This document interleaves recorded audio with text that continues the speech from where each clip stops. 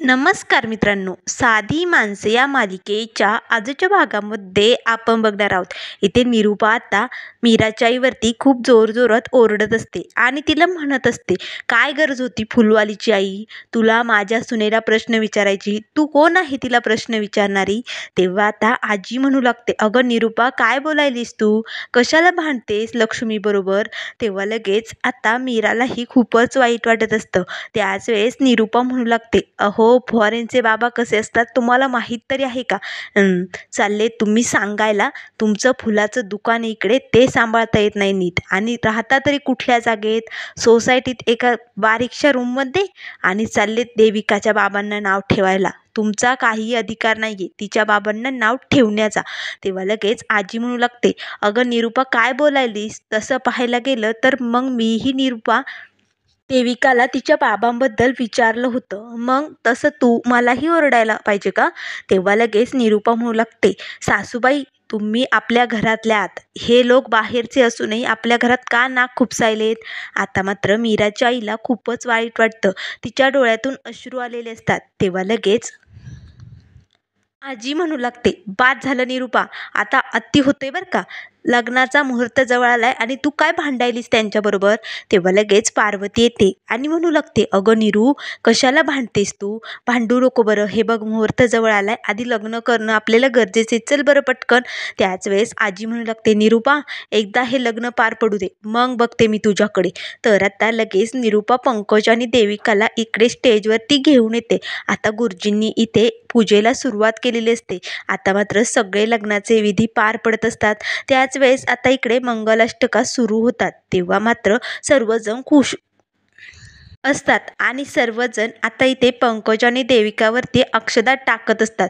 त्याच वेळेस आता मीरा ही अक्षदा टाकत असतानाच निरूपा लगेच तिचा हात पकडते आणि म्हणू लागते, पनोती किती वेळा सांगायचं, तुझ्या अशा अपशकुनी अक्षदा माझ्या पंकज आणि देविकावरती पडता कामा नये, अशाने त्यांच्या संसारातही पनोती लागेल, त्यामुळे तुला सांगितलेलं समजत नाही का. असे म्हणून निरूपा आता मीराचा हात हिसकावते आणि तिच्या हातात ज्या अक्षदा असतात त्या संपूर्ण खाली सांडतात. मीराला मात्र खूपच वाईट वाटतं, ती आता बाजूला जाते. त्याच वेळेस निरूपा मात्र खूपच खुश असते, कारण आज तिचं स्वप्न पूर्ण झालेलं असतं. इथे पंकज आणि देविका स्टेजवरती उभे असताना बघून तिला खूपच बरं वाटतं. त्याच वेळेस इकडे आता आजी पार्वतीला म्हणू लागते, अगं पारू आपण त्या मानाच्या साड्या आणल्या होत्या त्या कुठे ठेवल्यात. तेव्हा पार्वती म्हणू लागते, बहुतेक त्या रूममध्येच राहिल्या वाटतं. तेव्हा लगेच आजी म्हणू लागते, ही अशी आहे माझी सून, तिला ना एक काम धड जमत नाही, थांब मीच घेऊन येते. असे म्हणून आजी आतमध्ये रूममध्ये साड्या आणण्यासाठी जाते. त्याच वेळेस आता इकडे लगेच पंकज आणि देविका एकमेकांना हार घालतात. आता मात्र देविका खूपच घाबरलेली असते, केव्हाही तो मॅनेजर इथे येऊ शकतो.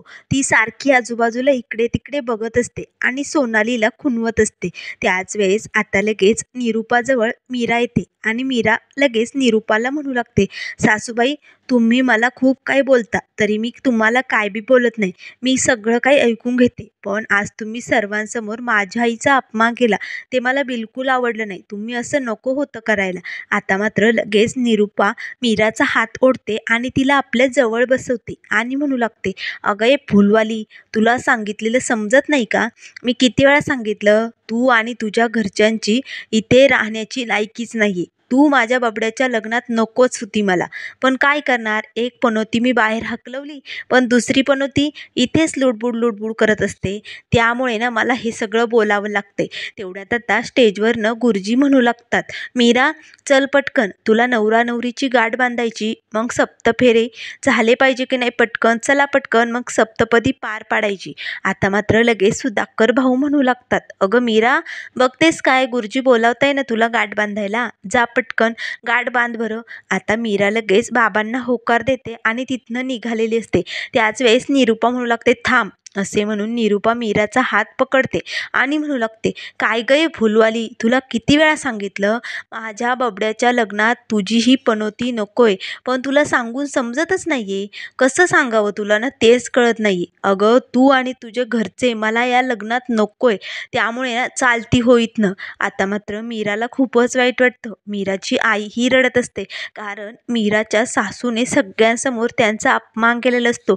आता मात्र सुधाकर भाऊ काही बोलायला जाणार तेच निरूपा म्हणू लागते, तुम्हाला माझी शपथ आहे, तुम्ही काहीही बोलायचं नाही.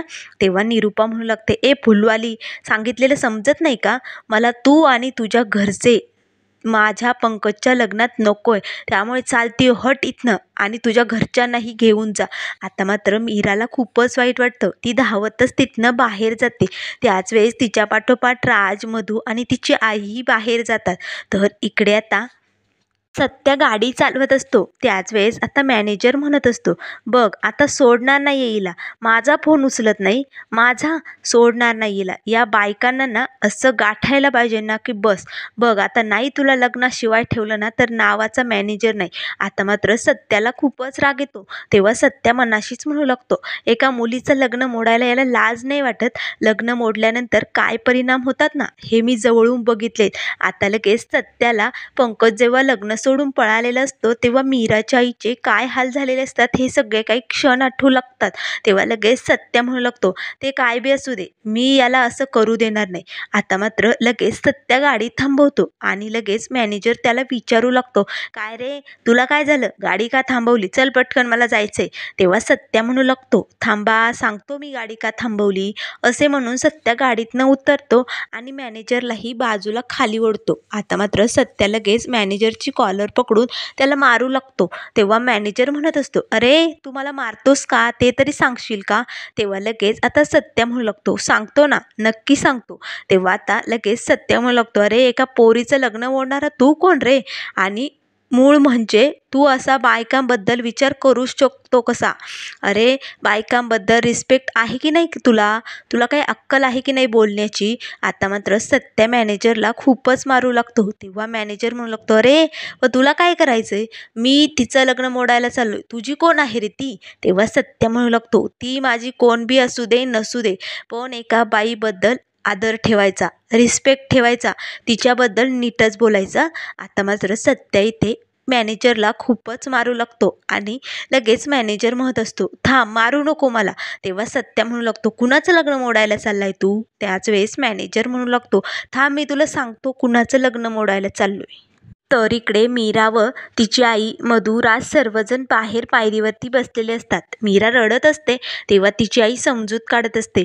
त्याच वेळेस आता सत्या तिकडे आलेला असतो. आता मात्र मीरा व सर्वांना असं बाहेर बघून सत्य म्हणू लागतो, अगं धूमकेतू, तू इकडे बाहेर काय करायली, लग्न तर आतमध्ये आणि लग्नाचा मुहूर्त आलाय ना जवळ, लग्न चालू असेल ना, मग तू इकडे काय करायली बाहेर, चल पटकन आतमध्ये जाऊया. तेव्हा मीरा डोळे पुसते आणि म्हणू लागते, नाही तुम्ही जा, मी आतमध्येच होते, आत्ताच आले ना बाहेर, तुम्ही जा आतमध्ये, बाबा वाट बघायले.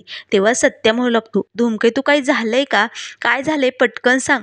तेव्हा मीरा म्हणू लागते, कुठे काय, काहीच नाही झालं. तर इकडे आतमध्ये आजी आता आतमधून साड्या घेऊन येते आणि पार्वतीला म्हणू लागते, अगं मीरा कुठे दिसत नाहीये, या साड्या ना मीराजवळ नेऊन दे.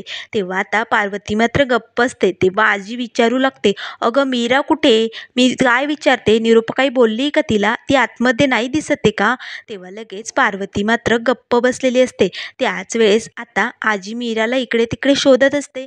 तर आता इकडे बाहेर मीरा म्हणू लागते, अहो तुम्ही जा ना आतमध्ये, काहीच झालेलं नाहीये.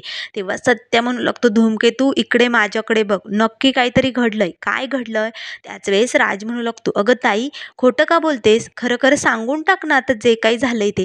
तेव्हा लगेच आता सत्य म्हणू लागतो, म्हणजे काहीतरी झालंय, राज तू सांग बरं नेमकं झालंय तरी काय.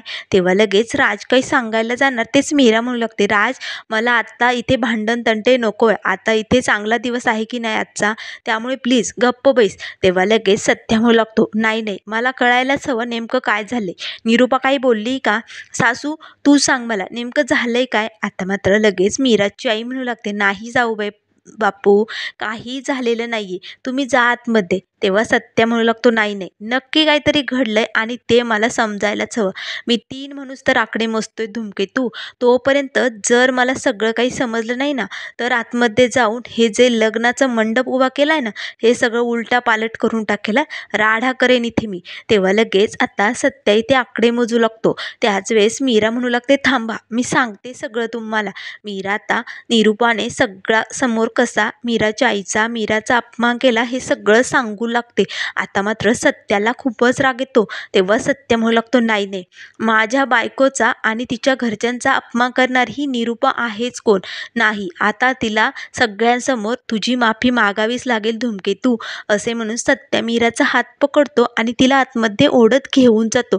आता इथे पंकज आणि देविकाच्या लग्नाचे विधी चालू असतात. सर्व पाहुणे मंडळी बसलेले असतात. सत्या आता मीराला ओढत घेऊन डायरेक्ट स्टेजवरती देविका आणि पंकज समोर जातो आणि म्हणू लागतो, थांबा, हे लग्न होणार नाही. आता मात्र निरूपा उठून सत्याजवळ येते आणि म्हणू लागते, तू कोण आहेस रे हे लग्न थांबवणारा आणि तुझा काय अधिकार आहे पनोती.